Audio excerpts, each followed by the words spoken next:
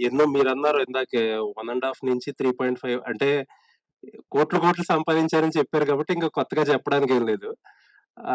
అలాంటి 'గీతా ఆర్ట్స్' ఎందుకు safe game play చేస్తున్నారు ఈ మధ్య కాలంలో? ఎందుకంటే మీ నెక్స్ట్ తరం జూనియర్స్ అందరూ యాక్టివ్‌గా సినిమాలు చేస్తున్నారు. అరవింద్ గారు ఎక్కువగా ప్రెజెన్స్‌లోనే ఉంటున్నారు. రిస్క్ తీసుకోవడం అంటే ఇప్పటికి కూడా చాలా యాక్టివ్‌గా ఉంటారు. బట్ రిస్క్ తీసుకోవడానికి ఇప్పటికి అరవింద్ గారు భయపడుతున్నారా అంటే? మీరు రిస్క్‌ని నిర్వచించండి సార్.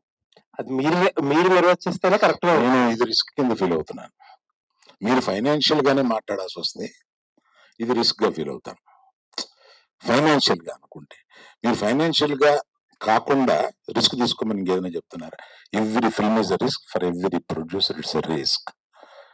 రిస్క్ గ్యారంటీలతోటి ఇక్కడికి వచ్చేది ప్రేక్షకులని గ్యారంటీతో ఏది తీసుకురాలేమండి. ఎవ్రీ ఫిల్మ్ వరుస హిట్స్ కొట్టిన డైరెక్టర్స్ కానీ బ్యానర్స్ కానీ వాళ్ళకి ఫస్ట్ సినిమా పడుతుంది అని అంటే లోపల దడ ఉంటుందండి ఎవరికైనా.